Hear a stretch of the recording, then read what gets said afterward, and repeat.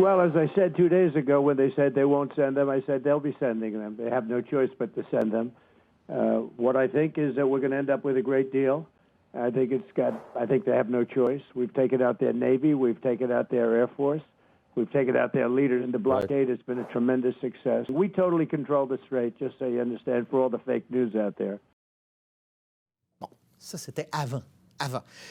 Ça fait 2 semaines qu'on était dans une situation de cessez-le-feu en Iran. Et là, le président Trump a annoncé, après cette déclaration que vous venez d'entendre, qui peut, à certains égards, être incendiaire, qu'il prolongeait le cessez-le-feu, même si les négociations avec Téhéran semblent piétiner.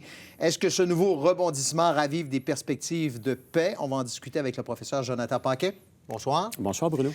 Donald Trump dit qu'il prolonge la trêve à la demande du Pakistan, même si l'Iran ne s'est pas montré plus conciliante au cours des derniers jours, en tout cas en ce qu'on en sait.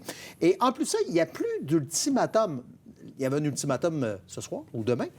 Là, il n'y en a plus. Et il dit, jusqu'à ce que leur proposition, et là je le cite, jusqu'à ce que leur proposition soit soumise et que les discussions soient conclues d'une manière ou d'une autre. Est-ce que Téhéran, dans tout ça, a réussi à amener l'administration Trump à négocier d'égal à égal?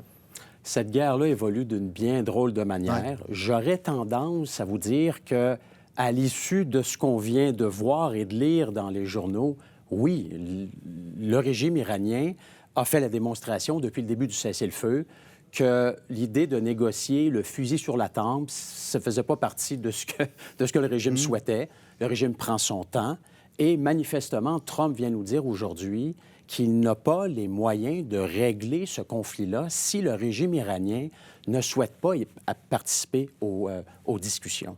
Trump, depuis le début du conflit, mène de manière unilatérale ses frappes, il ordonne, il dicte. Là, c'est clair que sans la volonté du régime iranien, le détroit d'Ormuz ne pourra pas rouvrir. Et tant que le régime n'acceptera pas une longue discussion avec les États-Unis, la question du nucléaire iranien ne pourra pas être réglée. On aurait pu s'attendre à ce que le régime cherche par tous les moyens au cours du cessez-le-feu à trouver un terrain d'entente pour éviter de retourner dans la phase 1 de la guerre, c'est-à-dire de se faire bombarder. Les autres sont restés sur leur position. Complètement. Donc, après 40 jours de guerre, 13 000 frappes israélo-américaines, eux disent, on avance doucement, voici ce qu'on est prêt à faire, et si vous n'êtes pas d'accord, bien, c'est votre problème. Ce qui est vraiment inusité. Et l'administration Trump ne semble pas avoir de prise sur cette nouvelle réalité. Ils ne contrôlent pas l'agenda, comme on dit. Ils ne contrôlent plus l'agenda. C'est-à-dire que le régime, depuis 2 semaines, est venu dire d'abord au vice-président J.D. Vance à Islamabad que les demandes étaient trop élevées, donc il ne voulait pas négocier. Vance est donc parti. Ensuite, il y a eu le blocus de Trump. À cela, les Iraniens, ou le régime iranien plus exactement, a dit « un blocus, c'est un acte de guerre ». M. Trump vient donc de briser le cessez-le-feu. Moi, je referme à nouveau le détroit d'Ormuz. Et aujourd'hui, ils n'ont même pas daigné répondre aux propositions que J.D. Vance et que le président avaient envoyées en vue des négociations à Islamabad, négociations qui n'ont pas eu lieu. Donc, c'est un régime qui comprend qu'il a un levier de choix dans cette guerre-là. Puis le levier, c'est la possibilité de fermer le détroit d'Ormuz. Le régime iranien a compris qu'il pouvait arsenaliser notre dépendance au pétrole. De la planète. De la planète. Et là, on fait face à quoi? À une crise énergétique, on va se le dire, qui est provoquée par Donald Trump, avec une inflation aussi considérable. Et donc, le régime sait qu'à partir de maintenant, il pourra jouer avec le robinet, en quelque sorte, tant aussi longtemps qu'ils n'obtiendront pas un accord qui garantira la survie de leur régime et leur permettra d'avoir les outils nécessaires pour se maintenir au pouvoir. Donc, c'est particulier. Le gros bout du bâton, on parle souvent de ça en négociation. Oui. Il a dit, Donald Trump, à travers tout ce qu'il a dit, que la négociation qu'il menait avec Téhéran allait permettre aux États-Unis d'avoir une meilleure entente que ce que Barack Obama avait réussi. D'abord, c'était quoi cette entente-là? Et en quoi est-ce que ça pourrait être plus avantageux pour les États-Unis? Une nouvelle entente dont on ne connaît pas vraiment les paramètres. La première chose, c'est qu'il n'y a pas d'entente avec l'Iran à l'heure actuelle. Hein? C'est au point mort. Les positions sont très éloignées. Donc, quand Trump dit on est en train de conclure quelque chose, il faudra voir. Pour l'instant, il n'y a rien qui suggère que ce serait une entente plus avantageuse que ce que les Américains avaient avant le 28 février dernier. L'entente négociée par M. Obama en 2015, le JCPOA, c'est l'appellation de l'entente, disait la chose suivante. Nous, les Occidentaux, allons encadrer le programme nucléaire iranien, puis en contrepartie, nous allons lever les sanctions économiques contre le régime iranien. Hein? Sanctions économiques qui avaient été multipliées dans les années précédentes 2015.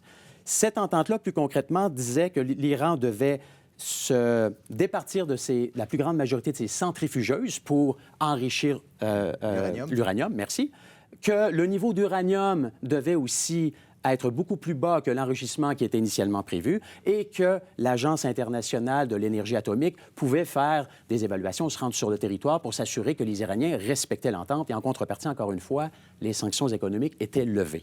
Cette entente-là a été conclue après plus de 2 ans de négociations, lors desquels les Américains, les Iraniens, mais aussi les Européens, les Chinois, les Russes se sont tous réunis pour trouver une solution. Les plus grands experts faisaient partie de ces négociations. Ça a pris 2 ans. Il n'y a pas eu de coup de feu tiré et il y avait moyen à ce moment-là de contrôler le programme nucléaire iranien. Trump est arrivé en disant « c'est pas une entente qui est suffisante ». Les missiles balistiques iraniens ne font pas partie de cette entente, ils devraient. Le rôle de l'Iran dans le Moyen-Orient qui consiste à financer des groupes terroristes, ça aussi, ça aurait dû faire partie de l'entente, ça ne fait pas partie. Donc, je déchire unilatéralement l'entente. Les Iraniens ont donc dit à partir de ce moment-là, ça ne vaut plus la peine de négocier quoi que ce soit avec une administration américaine parce que la suivante pourrait tout aussi bien décider de la déchirer. Et depuis ce temps-là, qu'est-ce qui s'est passé? L'Iran a redémarré son programme d'enrichissement de l'uranium. Ils ont construit de nouvelles centrifugeuses. Ils ont aidé le Hezbollah et le Hamas au Moyen-Orient, donc ils sont allés dans l'autre direction.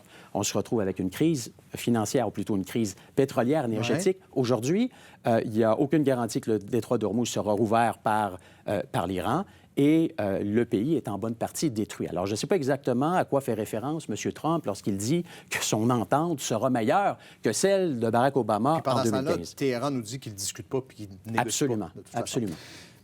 La question que j'ose poser à ce moment-ci, est-ce qu'on peut penser à un traité de paix permanent avec ce qu'on a sur la table?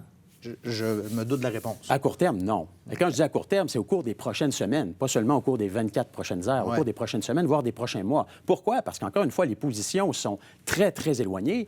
Deuxièmement, le style de négociation diffère considérablement. L'administration Trump est intempestive, colérique. On veut faire les grands titres dans les journaux, on veut des gros deals sans nécessairement porter attention aux détails, alors que les Iraniens sont têtus, ils regardent les détails, ils inscrivent leur démarche dans un temps long, pas à la petite semaine, comme on dit. Donc, juste le style de négociation est fondamentalement... On ne parle pas du tout la même langue. En négociation. Exactement. Et dernière chose, il n'y a plus aucune forme de confiance réciproque. Les Iraniens disent aux journalistes, écoutez, en juin 2025, nous négocions avec les Américains et tout à coup, nos installations nucléaires se sont fait bombarder par l'armée américaine sans préavis. En février 2026, nous étions en train de négocier à Genève et puis à Vienne et tout à coup, nous nous sommes fait bombarder encore une fois. Donc, à quoi bon négocier avec eux maintenant si le lendemain, Trump poursuivra sa campagne militaire? Donc, cette absence de lien de confiance qui avait été recréée sous Obama en 2015 mettra du temps à réapparaître et il n'y a rien qui suggère qu'au cours des prochaines semaines, qu'il y aura une solution durable à ce conflit. On y voit plus clair, malgré qu'il y a encore du flou. Jonathan Paquin, merci beaucoup encore. Merci, bonne soirée.